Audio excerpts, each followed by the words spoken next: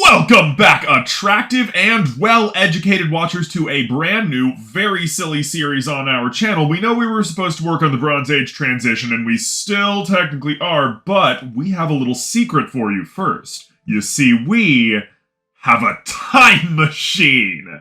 And by have it, we mean it's not ours, it's just in our possession. A very generous benefactor decided to give us their time machine for a one-way trip to the time of our choosing. Still, we got a time machine and we can use it to go wherever and whenever we want. And of course, we mean, do you even know us? And how much we've been name-dropped on badass up-and-coming Mega Chad Romaboo Emperor Carlos channel? We're gonna go back to Rome! But not just any Rome. The best Rome. The beginning of the reign of Emperor Trajan, 98 CE. This was Rome at its schnazziest, just before the conquest of Dacia when things were looking up. Trajan was a hard man who tried his best to rule in the spirit of the law and maintained a good order and the example of a responsible figure rather than someone who ruled by fear and authority. And of course, this is Rome nearing its richest and largest. Due to some very obvious things we researched in an upcoming video series with the aforementioned Emperor Carlos,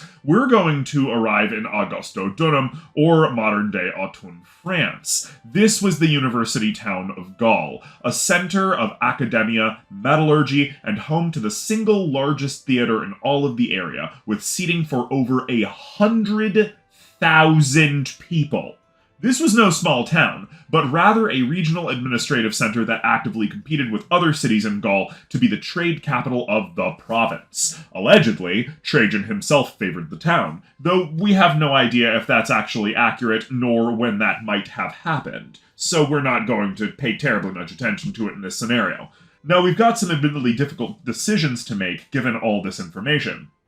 We are not going to be returning, so we'll basically have to sell all of our things. Sadly, that means we'll have to leave everything behind, but if we liquidate all of our assets, we might be able to get around 5,000 American dollars to fund the journey.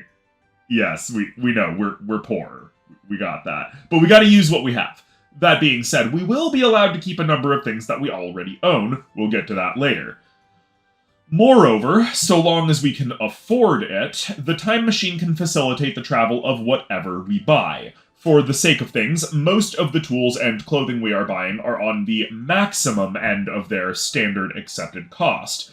But due to our own personal lifestyle and connections, things related to farming, food, and medicine will be at the lowest foreseeable end of their standard accepted costs, with some particular resources being even cheaper than you might think, even considering that. Everyone has their talents, after all, and connections in life. Our particular talents and connections currently lie in the procurement of farmy, planty, animal-y, and sometimes medical-y stuff, with a few other small things. They explicitly do not lie in getting utility items and high-quality clothing. We gotta pay full price for that. And oh boy, you should see us in the kind of expenses we have to incur with electronics. Oh man, woe betide the techie who has to deal with our computing problems. And, for the sake of our health, every vaccine known to man has been administered to us for the sake of not dying. We want to be functionally immune to malaria, smallpox, rabies, polio, gonorrhea, syphilis, hepatitis J, and COVID-24. This is not a scenario where we're gonna die from some piddly-ass infection in the distant past. This is where we're gonna go full Claire Fraser and regularly wander through rooms full of plague victims without fear. So we've got those caveats out of the way. Now let's talk about ourself a bit. We're not a typical sort of shy, even for the modern times. With this comes a large diversity of distinct advantages and disadvantages that will flavor our plans for the Roman Empire. First and foremost, our disadvantages. Let's just put our weaknesses where they are, right out in the public. We only speak one language, and that is modern American English. If given a bit of time to stress it, we could talk to you in slow but capable Middle English. We know a little bit of Latin here and there, but nothing that would be useful in the Roman Empire for much more than basic social and economic transactions. Our understanding of practical spoken Latin is that of a complete and total novice, barely initiated at all.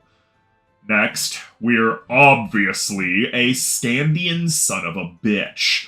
We are a 6.5 foot tall, Thor-looking motherfucker, as we've been called. No Trajanic legionnaire is gonna look at us and say to himself in his brain, ah yes, this pale-skinned dirty blonde who stands a foot taller than me and nearly a foot broader is the prime example of a Southern Italian. No, that's just not gonna happen. We're very obviously some gigantic wild-eyed barbarian from an unincorporated territory with a random weird-ass language never before heard in all of the known world. There is no becoming the Emperor of Rome for us. We are not going to pull an Emperor Carlos and get adopted to be the next heir of the Empire. We'll very much have to work around being an abundantly public foreigner, which was not seen as a particularly advantageous position in classical Rome. The two above disadvantages are difficult as is, as we cannot remedy them before the trip, but it gets worse, because this applies to anybody doing time travel. While a lot of Roman history is known, even a great deal of the day-to-day affairs of the common people, which is our own personal specialty in history, the fact of the matter is that huge portions of history are simply lost to us, never to be rediscovered. While we personally know a lot about how it is to live in history, as we'll talk about in our advantages section, there are still parts of Roman society that will be utterly foreign to our modern sensibilities, and there will be things that we walk into that are far more alien than anything you could find in today's world, if only because time has separated us for so long that certain societal factors simply had not yet developed. There was no Islam, there was barely a Christianity. Soap, as we know it, that lovely bar stuff that you rub all over your body and it makes you smell good, that stuff was pretty much limited to Syria, though admittedly Syria was part of Trajan's Rome. No hard stirrups for 500 years, no horse collars for over 800 years. Pockets for your clothing wouldn't be invented for over 1,000 years. And fudge, that delicious masterpiece of culinary perfection the world over, not invented for over a millennium and a half. We don't even know what these weird dodecahedrons were for, but they were apparently such a cultural staple that nobody ever felt the need to write down anything about them. And the list goes on. Much of what we take for granted, not even that modern stuff most people talk about when they bring this kind of shit up, hasn't yet been developed. People didn't even have the Indian numeral system. Trajan doesn't know the meaning of the number 0. Part of being in a past so distant as this is being in a completely alien world. So even though we have actually factually been training what seems like all of our life for a trip to the distant past, there are simply things even the most highly trained scholars cannot know about the time. There are simply things we'll never know. Or, you'll never know, because we are going back to Trajan's Rome, motherfucker. Fuck yeah! Let's go! Sorry. That aside, while we have all sorts of other disadvantages, like the sheer limitations of our own personal skills and capabilities, our cautious and reserved personality, and our chronic inability to trust people, the above 3 major disadvantages will be the ultimate roadblock to our initial success in the past. Suffice to say, there are a lot of things we don't know and we cannot do. But our 3 big disadvantages will ultimately come down to language, station, and the unknown unknowns of the past. So let's meander on the 3 biggest advantages that we do possess. First and foremost, as mentioned above, we've sort of been training most of our life to be flung back in time.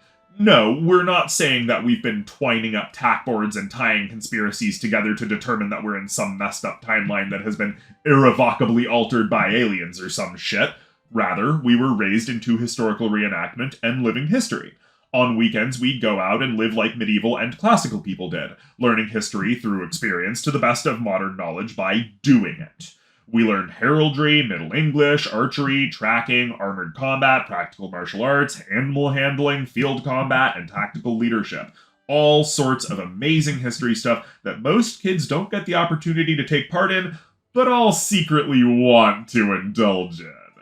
While other kids were in the Boy Scouts or summer camp, we were learning how to live like a Viking, a Roman, a Celt, a medieval person, a classical person. We have legitimate training in living like they did, even if the individual parts are probably quite a bit different. When considering that we still stay as up-to-date on historical discoveries as we possibly can, we are part of a fairly special club of people that not only have access to the theoreticals of history, but also some limited practical experience. We are, simply put, one of the better prepared modern people to handle such a transplant into the distant past. While the specifics will definitely still elude us, we understand the generalities of the past far better than most. And so the worst we will seem in many parts of classical society will be a bumbling but well-meaning foreigner, rather than a rude potential enemy. And we cannot stress enough that it is much better to be seen as a naive but well-meaning idiot still trying to get on their feet in this new land, rather than a spy or a potential enemy. Our next biggest advantage is that big ol' brain case of ours. We're gonna come out plain and simple. We are no more personally intelligent than the next dude. We can assure you we're not terribly smart. We're kind of an idiot. But we have dedicated a lot more time in our life to academic purposes than the average brain-rotted modern individual tends to be. Sort of started out that way against our wishes, but it became a lifelong obsession over time that we have come to appreciate. We've studied many topics and love getting our mind around any new information we can.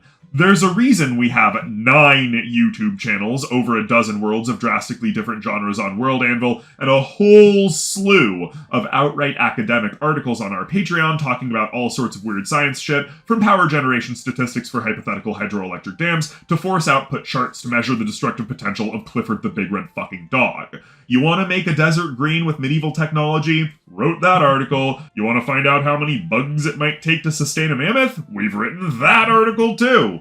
You want to figure out exactly how much the average crop yield per acre of over 2 dozen crops are in intimate detail with sources and spreadsheets? Oh boy, we've done many of those articles. Growing up, a lot of our friends and teachers called us Encyclopedia Dag, and we're still taking pride in that to this day, at least in a small sense. We like learning, and always have, and that provides us with a lot of knowledge and the ability to access even more knowledge more easily than most. The fundamentals of most subjects are already available to us, and most deeper subjects that we don't have access to will be expanded upon by our starting gear, namely a rather sizable collection of reference materials we'll be bringing back. While we have no formal teaching experience in an academic setting, we've been known to attract crowds when going off on weird science tangents, attract questions, and otherwise be a teacher in the more practical sense. Just a few days before initially finishing this script, in fact, we went to the beach and ended up lecturing a bunch of kids about what all the various sea creatures were, what they do for the environment, etc. And of course, we're a science communicator who has been doing this for some time. We like teaching. It's neat. And finally, this is going to be weird to you, we're sure, we're obviously a Scandian son of a bitch. While it stands as being a huge barrier to being taken seriously in the Roman context, our obvious status as a foreigner also provides some sort of protection. Trajan can be comfortable knowing that we have no connection to the supremacy of his land. The Roman people would never accept us as emperor or usurper of any sort of power, and under his careful marketing, we could be played off as yet another foreign advisor to the emperor, while secretly giving him all manner of technologies to expand and stabilize his realm and rule over it. If we present Rome with all manner of uptime technology, obviously it's going to be hard to make a trend. But a practical man, publicly available, and able to create large trends with the weight of his own gravity of character, well, we clearly would need to rely on such a figure. A shy like us could easily sit in the background and make ourselves a non-issue, while Trajan takes the bulk of the social credit. We could form a strong symbiosis with such a figure if potential social and succession conflicts were not relevant. Many emperors would, in time, come to use people with what amounted to a negative claim to their positions as strong advisors to the court. We would aim for this sort of position, to never reach outside the valued role as best friend to Trajan and his successors. Never heir or successor ourself. Believe it or not, this is some of the greatest protection someone like us could ask for. A role beyond suspicion, thanks to the fact that we could not possibly effect change by ourselves. We may become Roman, but we shall never have a claim of our own to the empire. And that will help emperors above us to sleep very soundly at night, barbarian foreigner we may be, but a closely guarded, highly valued one that has the emperor's ear for matters of public trust and industrial advancement. Not important enough to warrant suspicion, too valuable to lose. So, our three biggest advantages in this scenario are our strict academic knowledge, our personal experience in living history, and, in a weird way, our station, or lack thereof. To say nothing of all the gear we're bringing along. Obviously, on the medical stretch of things, we have high-quality water filters, anti-diarrhea medications, anti-malaria medications, and anti-parasite medications.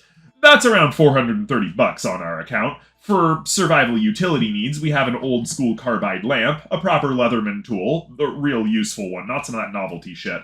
A magnifying glass and fire pump will finish us off on that field of things to make sure that we have some cool future stuff that will almost always remain useful. These nice utility items are good. We'll get some good use out of them. That's around $350 or so, we gather. With clothing, we're not going to skimp on the modernity. Good, modern clothing can last for years if well cared for, and a high-quality rain poncho that's properly maintained can survive well over a decade. The same goes for a truly high-quality pair of hiking, work, or fire boots. The look of these high-quality clothes from the future will also mark us as a higher-class individual worth respect and recognition, rather than some random low-class stranger. So, some high-quality outdoor clothing, a top-tier rain outfit, and some proper work boots will drop into our supplies. And that will come out to around $675. Oh, God. Ugh. I gotta tell you guys, we haven't bought a single shirt for ourselves in possibly like 10 years. Next, we've got the academics. Rather than our random Goodwill-sourced book collection, though we'll get to that, this is a small but dedicated library of any and all comprehensive knowledge we can collect to remake modern society. We're talking gunpowder, metallurgy, medicine, astrophysics, agriculture, psychology, carpentry, sailing, law, and history. The list keeps going. We want as comprehensive a library of useful crap as we can put together. Only practical, wholly utilitarian knowledge here. No recreation. That'll cost us about $50,000, as we're a particularly resourceful collector of legitimate academic sources and know where to get cheap books. And we'll spend $100 on top of that for Latin language books and Roman history and culture textbooks. Overall, our book supplies will come out to around $600.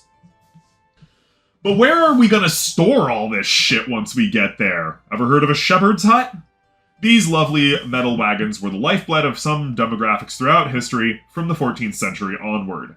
Though very exotic to the average Roman, an extra-long version will be more than capable of holding everything we'll be bringing with. While custom features are, naturally, more expensive, we live on a farm and have constructed some things. You know, like a coop and stuff. The farm matron is a magician with construction and has a history of getting all manner of free shit. Give us a month and we'll have found a proper wagon trailer on Marketplace and refurbished it for the journey. This will probably cost us about $50,000. Then we can put on the spinning rims by having it refitted to be pulled by animals and settled with strong doors and locks. While this won't ultimately keep extremely motivated invaders out, it will stop any casual robber by deterrence alone. That'll be about $200 extra if we drag this bastard into our neighbor's shop and give him all the rest of the rabbit pelts we've lined up in our freezer over the past few years. Going smooth at $700 total for a small mobile base. Now that we've got a portable home that can be hauled around by animals, and locked up for security, let's talk about the real important stuff.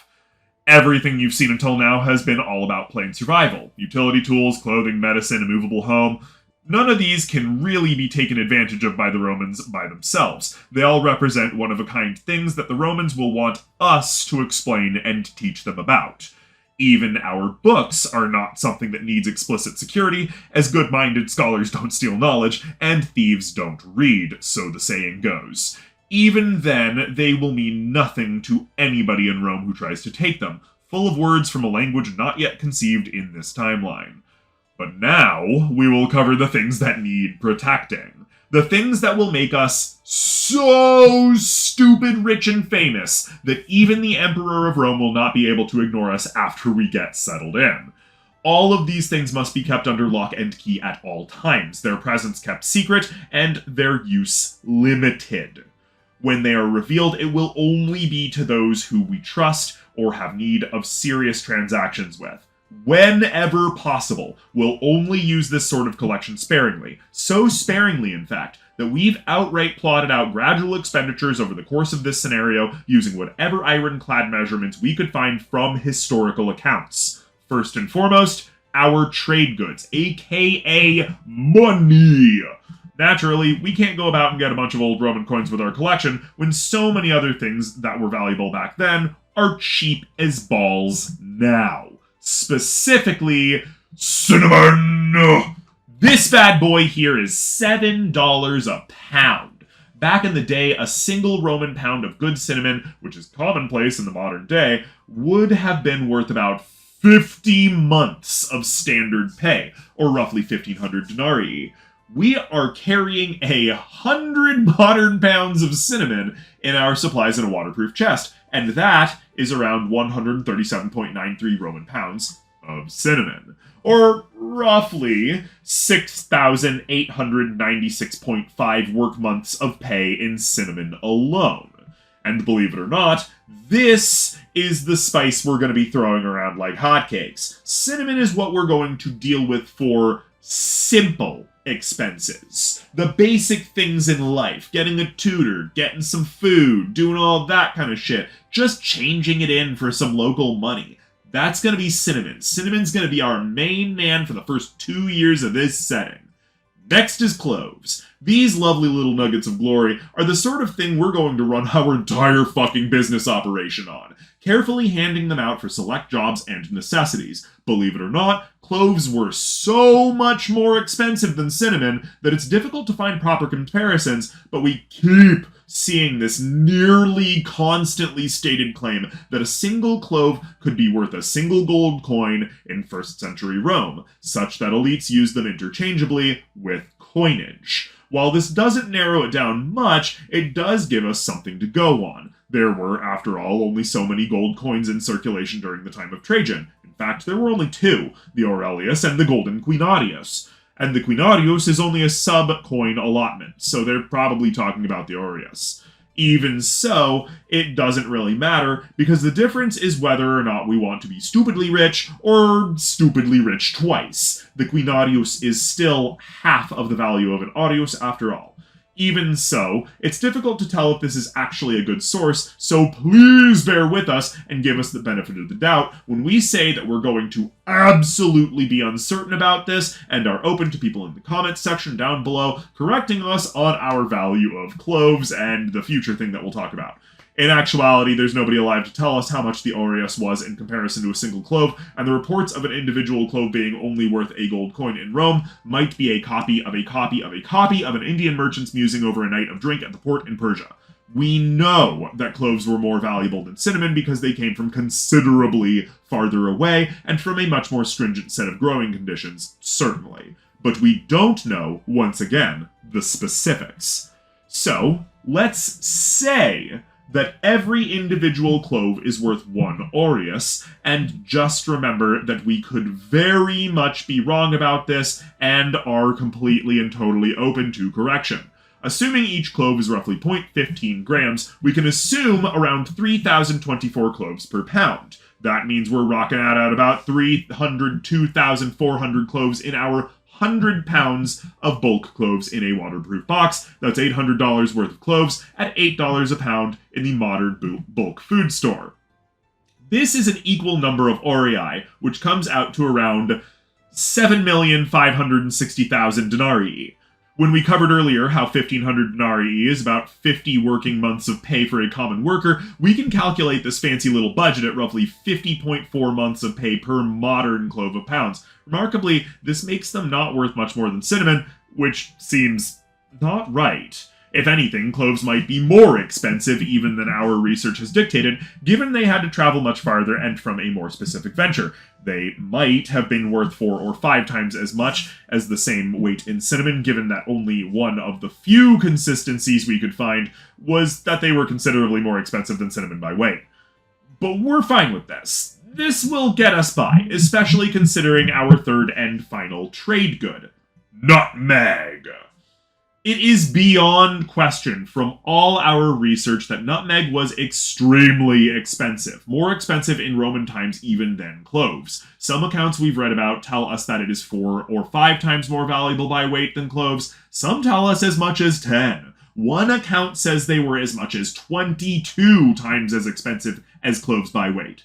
Back then, the range where you could get nutmeg was even smaller than cloves, so it's entirely probable that we can at least call it 4 times as expensive. We're bringing 35.71 pounds of nutmeg back, or around $250 at $7 a pound. Even considering the lesser amount, we still have more value here than either our cloves or our cinnamon. Depending on just how valuable it really is, this could skyrocket to be worth more than all of the rest of our stuff combined. However, our information on it and its value during the era is so sparse that we dare not venture deeper into speculation on specific numbers. Suffice to say, our net worth at the very beginning of this trip is something along the lines of maybe 1 million aurei if we play our cards right. Perhaps even 1.5 million if we become a particularly frugal haggler. This is ultimately something along the lines of 25 to 37.5 million denarii. For reference, a small farm at the time, roughly 70 acres or so, might only cost around 1,000 aurei, just what we need to really get things going. But it's not nearly as much as we'd like, sadly.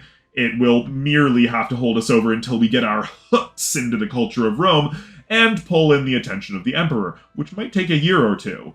Then, of course, comes the long-term plans. You see, we still have a bit of money left. Naturally, we're going to get a small, secure, waterproof, flame-proof storage box within which we hold very special documents that will become important much later in this scenario if the fans want us to keep this series going.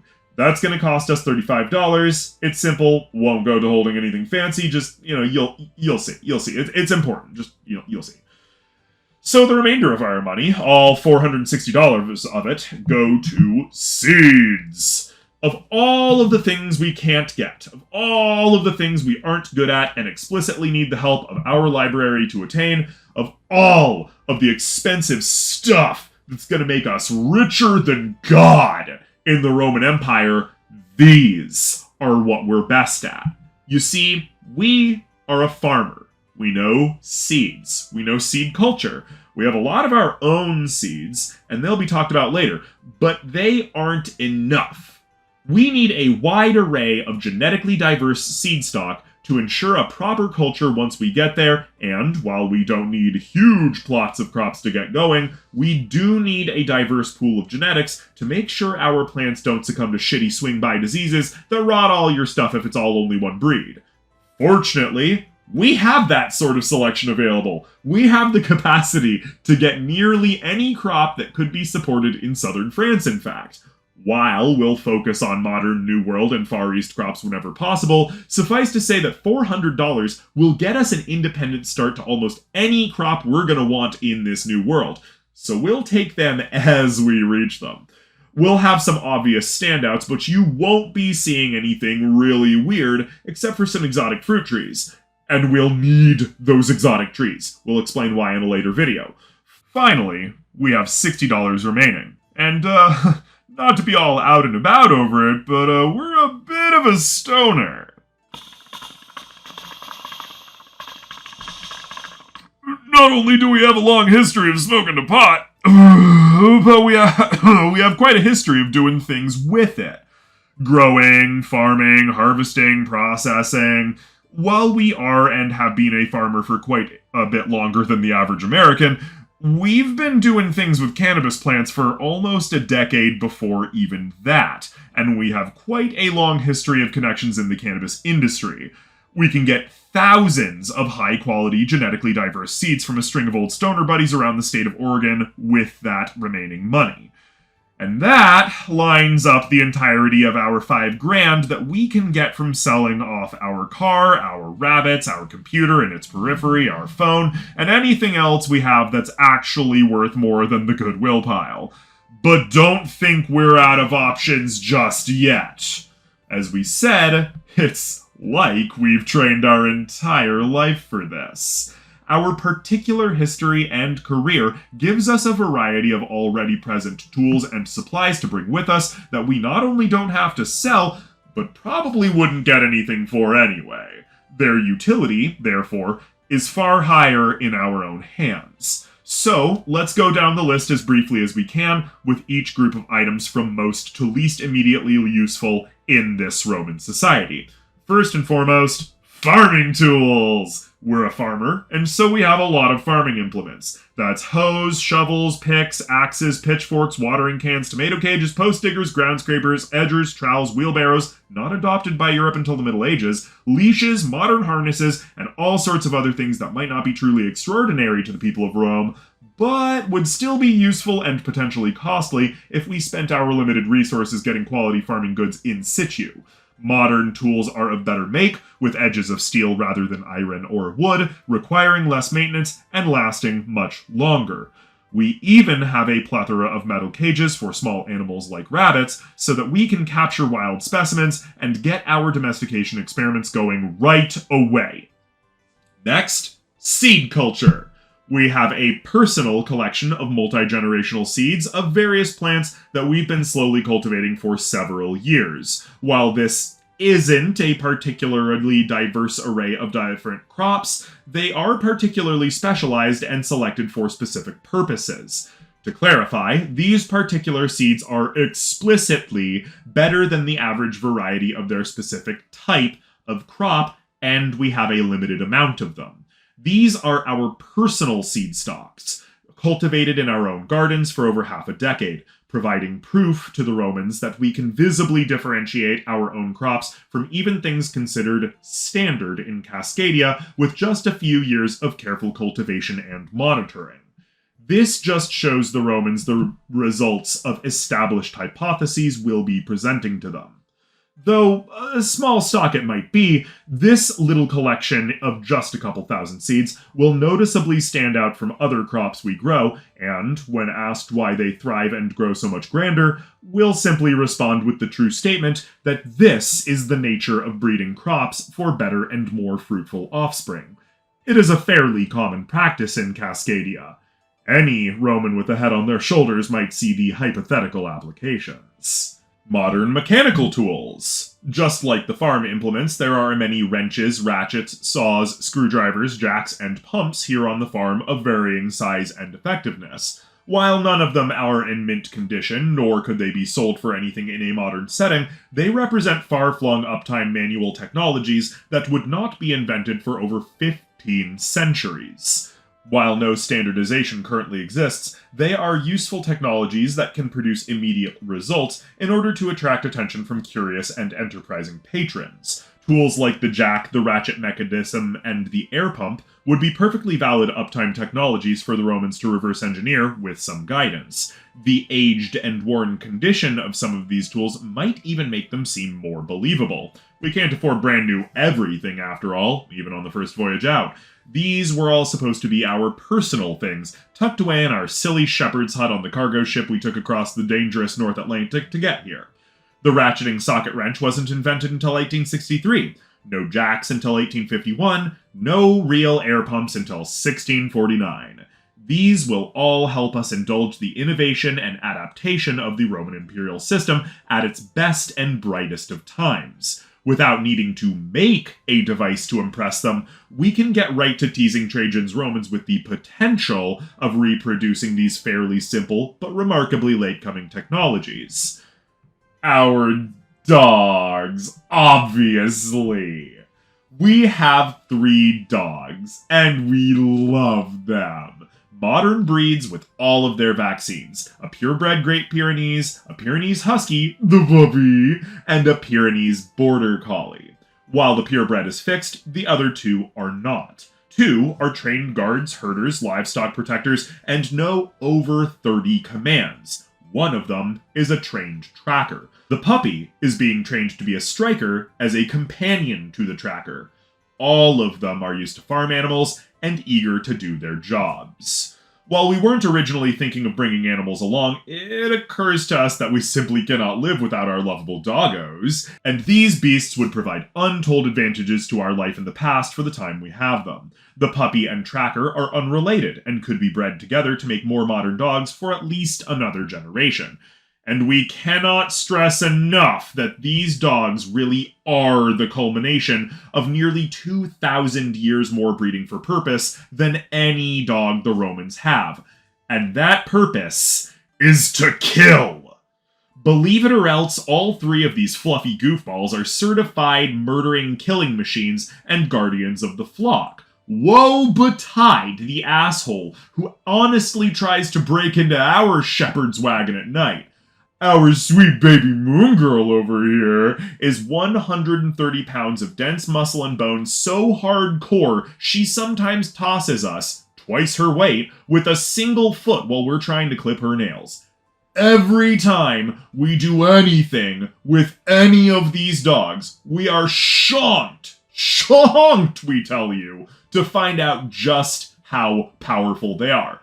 They are literally bred to kill bears. And if you don't believe that this particular breed of dog is just built different, look up Casper the Great Pyrenees. Go ahead.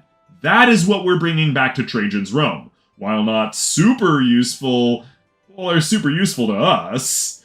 And they make pretty damn impressive companions wherever we go, all things considered. The Romans loved a good dog, and these dogs are particularly impressive specimens, even for being the highly sculpted modern breeds that they are. If nothing else, we can count on them being capable and loyal hounds for productive use on the farm in any time we have them.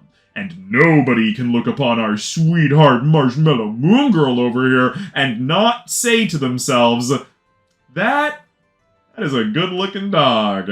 Sadie, the little crackhead puppy that she is the belle of the ball everywhere she goes. And Hudson is a proud little man with a ton of personality and extremely dutiful demeanor. Worst comes to worst, they'll be very popular with the neighbors. Next, a plethora of modern blankets, pillows, jackets, underwear, towels, etc. These won't last forever and are not worth anything in the modern day, except for the sake of throwing it into the Goodwill donation box. However, taken back in time, they might be useful for eccentric people looking for high-quality cloth wares. Even if we can't pawn them off on the Romans, they'll be comfortable while they last. Towels, in particular, an item that wasn't invented until the 18th century, or at least the towels we think about, would drive a lot of attention and might even inspire good Roman weavers and wives to make something similar. Romans would doubtless pay great money for the rise of terry cloth. Weirdly, Formicaria, large and small. We happen to have a pair of ant colony Formicaria. We don't have any ants in them right now, but we surmise that we could use them to show the Romans how even ants can be captured and put to work by human hands, if nothing else than just for an entertaining pet project. This is cool. Don't bash us for our hobbies and wanting to keep them in the past. More than that, ants can be used to break down organic stuff, leaving behind clean bones and eggshells that can be carved and painted. While a bit outlandish, we're sure we can make this work to our advantage with enough time and thought. Our medieval weapons and armor collection. Swords, spears, medieval armor, etc. Most of our stuff will not be useful in the time we're going to. Many of our weapons are not strictly battle-ready, and a goodly deal of what is battle-ready would not be useful for the role we're stepping into. But we could bring them as templates for future designs among Rome's elite smiths to inspire updates to Roman kit. A few items in our collection, specifically a helm, a few swords, and a polearm, would make good additions to standard Roman military gear. And, all of our books. We have over 1,000 books, fiction and non-fiction, reference and religious. Realistically speaking, most of our fiction books are from Goodwill, and would not get us any money in this time. The non-fiction books we have, while certainly useful, are out of date and are not relevant enough in the highly scientific modern day to be salable. That being said, they are more than useful enough to provide some utility, or at least entertainment for us when we're gone. At the very least, there's a lot of TTRPG stuff in there. We could invent Dungeons & Dragons some 1900 years early, and be happy to have made our contribution to the tactical history of human society. And honestly, we've been called a regular Great Gatsby by several people in our life due to our obsession with collecting an absolute library of books we'll never get the time to read. Without the internet to please us, without unlimited access to the information age to stimulate our mind, and sadly having a crippling lifelong relationship with insomnia, it's fair to say that we'll finally get the time and inclination we have always needed to get back to reading the old-fashioned way. Give us a month or two to troll around the Goodwills and used bookstores in our area to top off a few series we don't have everything in. Then we'll be good. Oh yeah, and if you think we aren't explicitly going to copy down and sell these books under our own name, we mean you're an idiot. There's no fucking reason we shouldn't do that as a stranded time traveler. Are you fucking insane? Pot supplies! 420.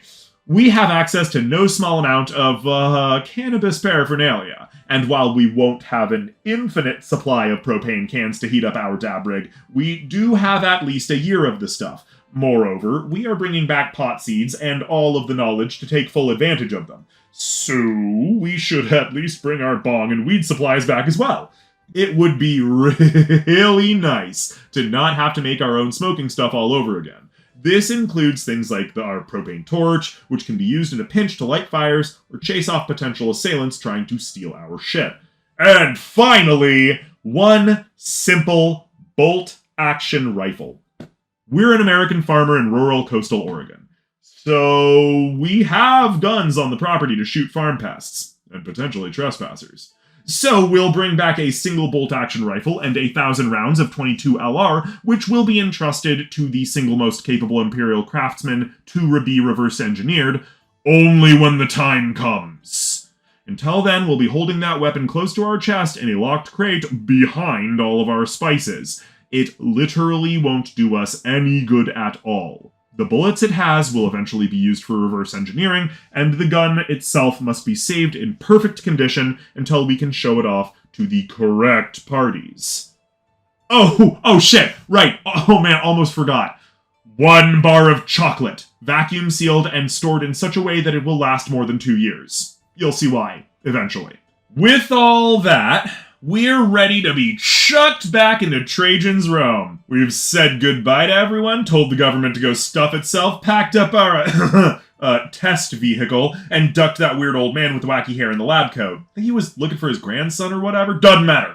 Considering that almost everyone in our family has lived from their mid-80s to early 90s, we figure, currently 35, we have about 50 years to enjoy our new life in the Roman Empire. Might be able to squeeze out a couple years later and say that we'll die around 150 CE. We're fine with that. It's a good long run, but nothing even unrealistic for the more wealthy of Rome. The Byzantine general Narses under Justinian lived perhaps until he was 95. Justinian himself died at 83. So you see, with the best care, and certainly with all of our knowledge of modern health and hygiene, we'll probably be able to make it that far provided nobody kills us. Punching in the time and coordinates, outskirts of Augusto Dunum 98 CE. Let's say late March to hit the end of the rainy season and allow us to plant right away when we've settled down. Checking over our trailer, securing supplies, making sure everything's strapped down. Checking the anti-theft device we're testing for that weird guy we're borrowing this vehicle from. What was his name? Doc Bright? Doc Green? Doc Strange? Can't remember. Again, it doesn't matter. Without further ado, let's get to it! Hey everyone. Times are tough these days. Money's tight, some people are losing their livelihoods, families are split up, and loneliness is at an all-time high. People all too commonly judge each other for trivial things, and some days it just seems like the world is a dark place. But worry not. There is light in this dark world. There is something to live for, something that can bring you happiness when nothing else can, something that will be there for you even when nobody else is. Bunnies. They don't judge you, they don't ask troublesome questions, they don't have inflammatory political positions, and they don't hold things against you. All they care about is food, water, relaxation, and affection. They love to bounce, and run, and snuggle, and chill. The bare necessities of life, beauty in simplicity, and full of nothing but love for those who take care of them. And there are no better bouncing baby bunnies than over at West Coast Warrens. There they have all manner of different rabbits available, from chubbly fuzz bunnies to sleek and curious crack rabbits, itty-bitty dwarfs to salt and pepper silver foxes, and all at affordable, dare we say it, competitive prices.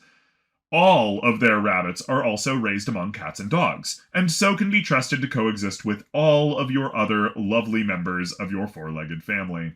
Pumped out by a veritable platoon of supermoms, the farm always has something in stock for any eager and excited would-be owners, and every dollar you spend on their farm goes right back into the system to ensure the expansion and update of even and better environments for their throng of fuzz cadets. If there's a rabbit out there for you, you'll find it at West Coast Warrens. Wait, you say you don't want a rabbit? You aren't looking for a pet? Well, that's just fine, because West Coast Warrens also produces delicious farm-fresh eggs in multiple colors, batched up for your eating pleasure at extremely competitive prices in this economy. If you call ahead, they can even set up the incubator and have baby birds available for you in less than a month. They're getting the gardens going for fresh produce, have been known to sell rabbit manure, the best there is, and even have some rabbit meat available if you're interested in trying new things. The lovely matron of the farm, Elaine Long, has been planning on starting up her canning kitchen for all manner of artisan goods, and it's only a matter of time until the blackberries start overrunning the property once again, bringing with them the glorious bounty of the late summertime harvest. If you're in the Hebo, Oregon area, you should stop on by. You'll find them at 36490 Highway 22 out in lovely coastal Oregon, just outside of Hebo. Contact Elaine for more information at 503-544-1770 or at elainec32@gmail.com. No matter what you're looking for from the farm, you're certain to find it at West Coast Warrens. As we arrive in the outskirts of the university town of Gaul, first of all, we spend roughly a 25th of our entire fortune on the purchase of 800 ostriches! Ignore them. Upon stepping out of our vehicle and untethering it from the temporal anchoring chain, we are just able to get disconnected from the craft before the anti-theft system activates and the unknown model disappears with a flash and a burst of burning ground. We told him that it would work. Guy doubted us the entire time, but we told him that reversing the polarity to the flux capacitor during the post-jump vent sequence would redirect the warp plasma back into the zero-point manifold and excite the tachyon field to yoink the craft back to its original time like a fucking yo-yo. We're fucking right! And now, of course, we have to suffer the consequences of our actions and enjoy the benefit of accuracy. With any luck, the old fogey will eventually come and get us, but in the meantime, we should probably just settle in. We did prepare for this, after all, just in case. To our immediate dismay, though naturally we knew this was going to happen, we can't understand anyone or anything in the area. Unlike our contemporary Emperor Kaulos in his somewhat recent video about becoming a Roman emperor, we are neither obviously a descendant of Rome, nor do we have a capable grasp of the Latin language. We have not been practicing with it, and instead are only fit with a few books on classical Latin, and some phrases we prepared in a notebook, knowing that we'd need to ask them rather specifically upon arrival. Reaching into our pocket, we pull out a little jar of some cloves, cinnamon, and nutmeg, shaking it in the air as anyone important passes by. Specifically any legionnaires. They, while perhaps a bit gruff, will be the most likely to have a direct link to important people in the city. To whomsoever will listen, we will tell them this. legatus sum elonginquo lingua loqui no possum interpretum mihi opus est qui mi latinum doceat. Res gravissime mihi dicendum sunt, queso me ad summum magistratum huius urbus duc. Butchered. We know. Oh my god, so horrible. But without a comprehensive understanding of how the language actually works, this is one of the groups of phrases we hope will work. I am a diplomat from very far away. I cannot speak the local language. I need a translator to teach me Latin. I have very important things to say. Please bring me to the highest official of this city. While we cannot be sure if this will be appropriately taken, or if we will be laughed at for any combination of poor grammar, accent, etc., it doesn't matter. Our words should at least get the point across that we are hopelessly out of our depth and actively need the help of Rome. Not the Roman people, but the Roman state. We have, as evidenced by the very jar we're shaking about, trade goods to deal with, and we have important things to say. While our language might bear some resemblance, and any writing they find will be suspiciously related in the form of an identical alphabet, anything we say in modern English will literally be 2,000 years too advanced to their classical Latin, and will otherwise be entirely incomprehensible. Realistically speaking, we'll have to learn Latin to get along.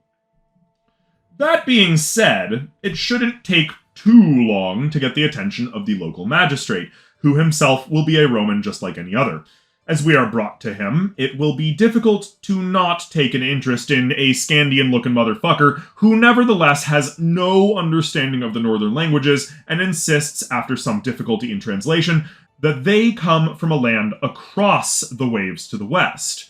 We are no sailor or navigator, no shipwright or cartographer, but we are able to tell him, after some time and difficulty with various translators and a rudimentary instruction on basic words taking several weeks in the Latin language, that if one travels from the northernmost shores of Caledonia and then to the northwest, eventually they'll reach land.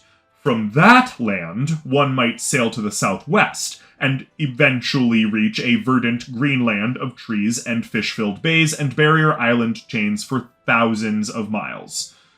Alternatively, if one travels down along the coasts of Africa beyond the Pillar of Heracles, eventually they will find beautiful islands to the west just outside of the shore, but easily spotted from a ship sailing by.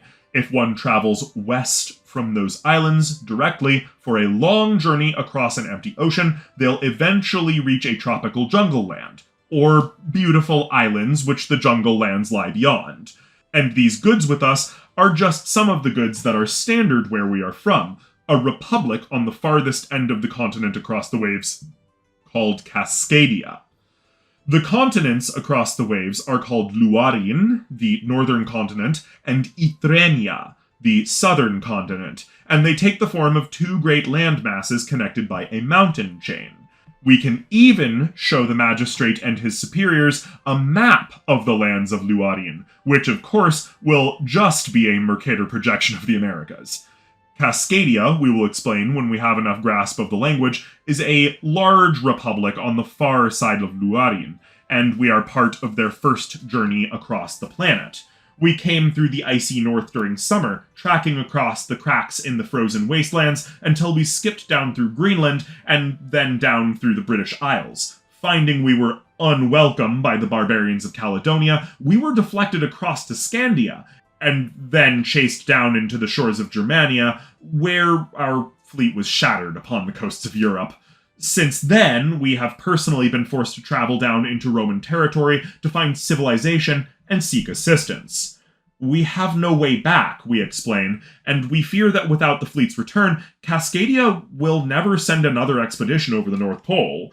We have no choice but to request the chance to prove ourselves as an asset to Rome, to learn Latin, and become a Roman citizen. Allow us to live on your land, to work with your engineers, to learn and teach alike, we tell them, and in time, we will prove that we are worthy of an audience with the new Emperor Trajan. And so, our service begins. But we can't stress enough that the first 2 years are easy mode. Our use to the local magistrate, and to a lesser extent to the governor of Gaul, is readily apparent by way of our presence as a spice trader with over 200 pounds of exotic goods to our name. Our fancy wagon home and enormous collection of books mark us as a consummate scholar, and our collection of weapons and armor would show that we have a ready understanding of the logistics of war. Our propensity to insist upon expensive soaps from the other side of the empire would show that we're highly clean, and our seemingly endless knowledge of never before even considered subjects, which we take for granted in the modern day, would leave people eager to teach us more Latin just to make sure they haven't missed some opportunity that we forgot to mention in an idle conversation. So much, you know. And believe us, we're a talker. We make a lot of idle conversation. Once we got a proper conversational understanding of classical Latin, there would be nothing stopping us from becoming a near constant babbler, and you'd be amazed at how much we can say without actually giving anything away. So much of life is just pointless jabber, you know? So our understanding of Latin in even just 1 year would become quite comprehensive, especially given that we have nobody to speak English to. Despite the fact that we might even be able to get in contact with Trajan at this time, we will refrain from making the request. It's far better for the first year or two to simply settle in. We have a lot to do here before we are even worth Trajan's time. All we have now is a bunch of trinkets. In a year or two, we'll have so much more. But first, we need the magistrate to do something for us. Don't worry, buddy, it's mutual. You see, people like this magistrate were always sufferings from some malady or another. We have a huge stock of antibiotics, antimalarials, antiparasitics, medicine that could actually factually fix the bulk of whatever might be bothering him and his. We can't blow our whole stock on this dude, but of course, he doesn't know exactly what we got. So instead, we'll cure someone he knows of something bad. Maybe a daughter, maybe a wife, maybe a sibling, maybe a son, probably a son. It's always a son. Son's gonna die of infection. Don't worry, kiddo. We got you just this once. Now, in return, Daddy is gonna set us up with around 10,000 rabbits and individual cages and care for them. The Romans already had a concept of collecting rabbits and randomly breeding them in pens for later consumption. However, domestication wouldn't come around for quite some time, like over 1,000 years, we think. Rabbits grow and breed so fast that good progress can be made in mere generations. Take it from us, we're a rabbit farmer. So we're gonna have Daddy Dearest spare no expense in managing all of this capturing of wild specimens and caging them up for experimentation. Spreadsheets will become standard requirements on our farm. Meticulous care taken to track and monitor every novel trait that appears. Heredity supervised meticulously, and populations culled and expanded regularly with wild stock to ensure highly diverse gene lines. If this were sheep or goats, we might be worried for progress, but in even just a couple years and 10,000 wild rabbits to start off with, we can punch out around 6 successive generations of bouncers. After just 6 generations of extremely strict artificial selection, rabbits can look very different than their original genetic ancestors. And, of course, we'll still be able to have the original great etc. grandparents to offer a direct example of just how different domestication can make something in a very short amount of time. Gonna need him also to source around 800 unrelated ostriches as well. Just saying, gonna be doing things with those. Don't worry, we'll pay for this one. In the meantime, with our own resources, we're going to invent as many uptime things as possible that the Roman economy will allow. The deep plow, pizza, the horse collar, canning, the printing press, water purification, the compass, artificial insemination, early heliographs, the alcohol thermometer, night soil refinement, incubation ovens, germ theory, worm farming, early vaccination, ant keeping, fudge, papermaking, cannabis processing, hamburgers, and companion farming. These are just the things that we can think of off the top of our head right here in the script making that we'll be able to leverage our spice hoard into arranging by January 100 CE without even opening a book. These are all just things we can make from academic knowledge alone, things we get together if we sat around and thought of it enough on a boring day. After opening up some of our very special books we brought with us, we will start to introduce things like toilet paper, Morse code, the blast furnace, modern soap making, penicillin production, the invention of ethers, and, through that, the invention of artemisinin. the best current known treatment for malaria. Well, actually, let's get to that. This modern, life-saving treatment is made from a lovely little plant we have the seeds for, called sweet wormwood, which we can get over 1,000 seeds for $1 through some avenues. Painfully easy to grow and simple to use for drug synthesis, we'll be able to have at least a full year testing out this groundbreaking anti-malarial agent on some needy common folk before ever meeting the Emperor. The Roman Empire was fraught with malaria, just absolutely swimming in it. Augustus probably had malaria, Caesar probably had malaria, Trajan probably had malaria. It's basically impossible to live in the distinctly Mediterranean portions of the Roman Empire without getting a malaria. But not us. We're immune thanks to the height of modern technology. We got the vaccine. And now we have a treatment for malaria only first discovered in the 21st century. Naturally, the magistrate and his family will enjoy this treatment before basically anyone else. This is just good business. We don't intend, however, for our sweet wormwood supply to be jealously hoarded. Quite the contrary. We'll do anything we can to maintain a near constant supply of artemisinin, just like we'll do anything we can to have a near constant supply of penicillin. With these two great medicines in our hands, by the time Trajan rolls through the area, we will have already made a bit of a name for ourselves in the curing of harsh illnesses. Can't cure them all, of course, but our propensity toward rudimentary pharmacology would go well with our overt understanding of how to grow super dank weed. It would be highly appreciated in the Roman Empire for its obvious results, and by that token, so would we. So far, we will have just kept spry and maintained a feverish life of scholarly invention. Romans, you see, love results, and these first 2 years are still just us being an obvious foreigner, trying to learn the language while we struggle to get ourselves properly established. Until the end of those 2 years, we're just a fancy guy with fancy ideas. And there are plenty of fancy guys with fancy ideas in Augusto Dunum at the time. What sets us apart from those fancy guys are the results. When they try something new, it's truly something new. It might succeed, it might fail. It might not be worth a damn thing in the first place. But when we try something new, it might not succeed as much as expected, but it will certainly succeed. More importantly, as a science communicator, we understand why things fail, and work on using that data to go on to make even better successes in the future. Failure, in science, is just the elimination of one potential wrong answer so that you can get closer to the right answer. Our methods of farming are a culmination of 2,000 years more trial and error than the Romans ever had, and our broad diversity of available foods from this endeavor puts the average Roman diet to shame. We could revolutionize their agriculture merely by bringing back a modern farmer's almanac and teaching them what it says. But instead, we have brought ourselves back, a practicing career farmer with over a decade of active hands-on experience in the field with over half a dozen different mainstream farm animals, some exotic animals, and a plethora of crops both strange and ordinary.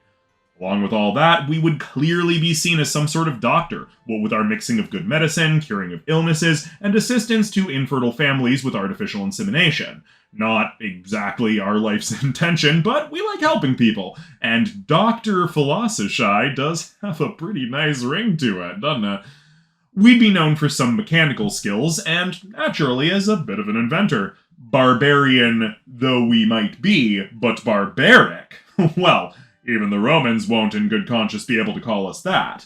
If all goes well, we will have quite a few friends in the area, specifically among the metal workers and engineers that help us make our inventions, alongside the scribes and farmhands of the area, who we will pay handsomely to literally follow us around and write whatever we say for later printing, or monitor what we tell them to and maintain a boring but attentive lifestyle of agrarian recording. Preparing for our meeting with Trajan, we've used our rudimentary printing presses over the past 2 years to privately translate and reproduce agricultural and mechanical textbooks en masse. Though we won't have actually sold any of these textbooks, we will have made a nice collection of them to present to the Emperor when we meet him, showing that we have a standard of production that far outstrips anything otherwise available at the time. And we'll be seen as a culinary genius. You can't tell us that the delights of marmalade, modern pizza, hamburgers, macaroni and cheese, hot dogs, and fudge wouldn't catch on like wildfire in the Roman Empire. That shit blows our mind today. By this point, provided we've been frugal, we might have pushed through most of our cinnamon, but we've made it up by producing a string of different businesses that bring in all manner of consumers without ever needing to dig into our deeper stocks. By the time we meet Trajan, we'll be a well-established business mogul at the head of numerous self-sustaining ventures. No land of our own yet, because we're not a citizen, but a vast flock of quickly multiplying ostriches and an absolute throng of rabbits being selectively bred for novel traits like size, fur length, ear shape and orientation, temperament, and color, a process that will have certainly led to some affirmative results already. Gigantic experimental companion plots upon our host's land pump out huge crops of corn, potatoes, tomatoes, chilies, squash, pumpkins, beans, and any other delicious delights that feed a nation. The area is healthy, some of the trinkets we've made are catching on, and we are finally able to make it public that all we really want is to meet this great leader Trajan. For he is such a great emperor.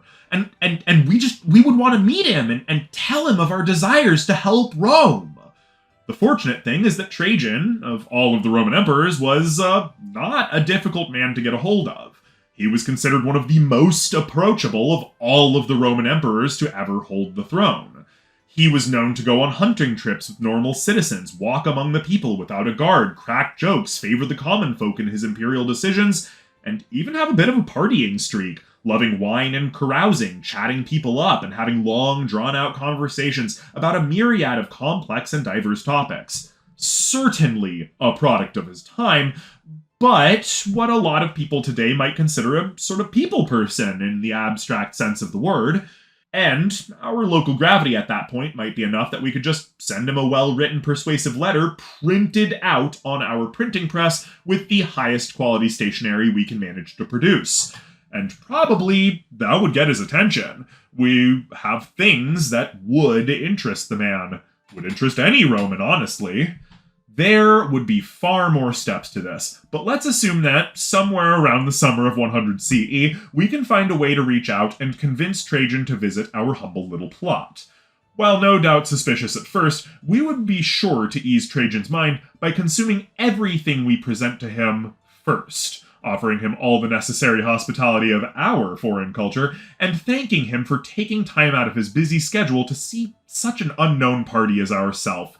Plying him with his beloved wine and our beloved weed should do well to loosen his inhibitions and get him to really start talking with us about, just the potential of certain things. Now able to speak Latin fluently, with a full stock of modern food that we've been slowly saving up over the years, and a lot of fantastic results to show the best emperor, we're sure to make a good friend of the man. Good enough to convince him that our medical talents might be useful. For him. In our own timeline, Trajan died of sickness, possibly a stroke. Many people were dying of sickness, and we could at least convince the man to take some anti-malarials and blast his entire system with a one-time regimen of penicillin and multivitamins, alongside some delicious homemade yogurt, berry flavor. We'll even throw in the cowpox inoculation, just to be sure. We want Trajan to be immune to as much as possible, and we guarantee this guy will feel better in under a week. Once Trajan's feeling like a young man again, cured of any grossness and treated of the malaria he almost certainly had, a sense of deeper trust will be able to form. Surely he'll ask what he can do for us, being a generous and practical man that history knows him to be. And we'll very readily admit to him that, honestly, and this is not a lie, we just wish we could do more for him. For the last 2 years, as he would have learned in our story, we have been accepted by the Romans, the ways of Cascadia embraced. However, we are but one man, and a single man does not produce revolutions. Trends do. Trajan, however, is a trend factory. He's the Roman emperor. What he says will become popular. If he offers us his support, we can produce far more than we've been able to already. We are, of course, a barbarian, and cannot have the public pull he does. But we have so much more to give. If, perhaps, he would allow us into his inner circle behind him, of course, perhaps a little to the side, hopefully, then he could take credit for many of our inventions, to claim patronage over us, to gain the gravitas that comes with such developments. We could never produce the trends and notoriety for our inventions that he could, but without us, he would never be able to come up with these inventions in the first place. A great partnership, largely risk-free, could blossom from this. And, of course, if things get good enough, we could show him a whole new world. Many of our plants are from Luarin, from Cascadia, but Ethrenia has wonders as well. And with that, we shall show him the chocolate bar. Beyond the waves, this delightful thing is found and made into these lovely bricks. We have saved this since our arrival in hopes that Trajan would appreciate it and seek to reach back across the waves to extend Roman influence into lands so far away that no one would be able to compete with his commercial reach. Forget the conflicts with the Parthians to the east. They're not worth it. It's just a pit within which you throw money, Trajan. Look to the west. To the west lies more fruitful treasures than he could possibly gain by all of that desert warfare. We have pictures of ships and books of carpentry. We could help teach his people what little we know about the craft, and surely his Roman engineers would fill the cracks. The world is now open to him in ways that have never been known by Roman minds before, and he will live healthy and happy to see it. We will make sure of it. There is so much to do, and this is the beginning of a great partnership. With Trajan's trust in hand, we'll beseech him to grant us Roman citizenship.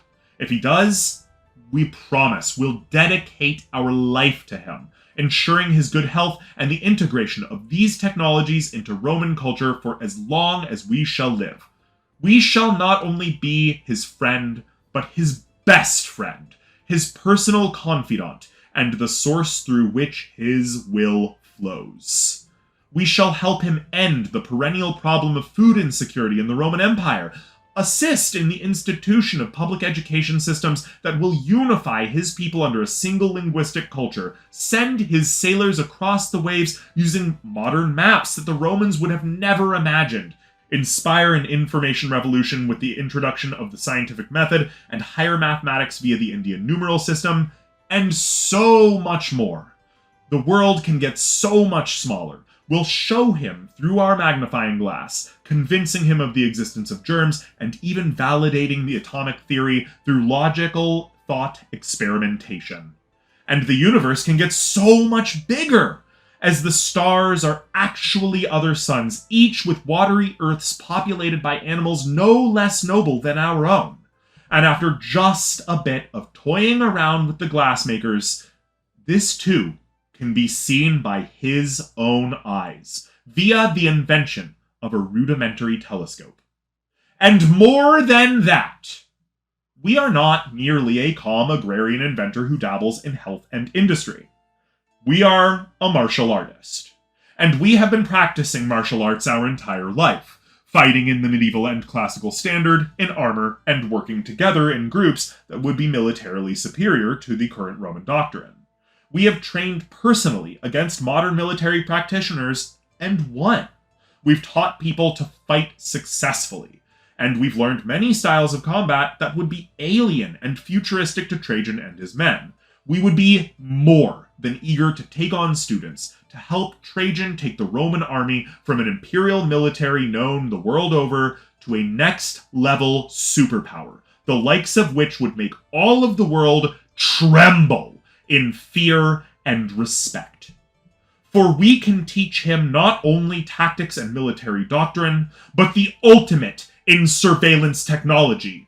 If he takes us under his wing and into his inner circle, we can teach him how to make a hot air balloon. And alongside that, a piece of equipment for his scouts and messengers that will bring them over 100 miles in a single day, where the horse can seldom get more than 30. The bicycle. But we have terms. We cannot support a man of certain proclivities. We cannot support certain institutions that we find abhorrent. We are, as we will tell him, a humanist at heart. We own no slaves, nor will we ever, except for the purpose of immediately freeing them and ushering them into the fruitful life of properly employed freedmen. We value the minds of women just as much as men, and we do not support the manipulation or exploitation of anyone under the age of 18. We've heard of Trajan's preference toward younger boys, and we firmly insist that this is not the behavior of a responsible man, a highly honorable man, as we have heard Trajan is. There are many other ways to enjoy oneself, but of course, the only acceptable way to enjoy oneself with others is for all parties to be consenting human adults. And finally, if we ever tell him something will happen, it will. If we ever tell him not to do something, he must not do it. If we ever voice against a major choice, like, say, going to war with Parthia, he must listen. We will never steer him wrong. But in return, he must always assume that we have his best interest in mind, and for what we talk about, we'll know better than him. Trust us. He'll accept these terms. It's an offer he really can't refuse. Our mind, our knowledge, is simply too vast for a man of Trajan's practicality to turn down. So, Trajan, good buddy of ours, this is the beginning of a beautiful thing. Thanks for coming, everybody. If you found this particular scenario interesting, feel free to leave a like on this video, and if we get to 100 likes, we'll journey on to the next, say, 10 years of our new life in Trajan's Rome. Thanks, of course, again for coming and watching. Please feel free to consider liking, subscribing, sharing, going on down to that Patreon via that Linktree link in the description, pledging even just $1 a month to help support the cause, join the mighty ranks of all the lovely people in the credit section at the end of most of the videos on all 9 of our channels, and get your name in the game over on the video game channel for when we are playing games where we name people things. So thanks a bunch once again for coming, everybody. Stay safe, stay inside, stay healthy, and of course, remember to help each other. Stand strong, stand together, vote progressive, vote Bull Moose.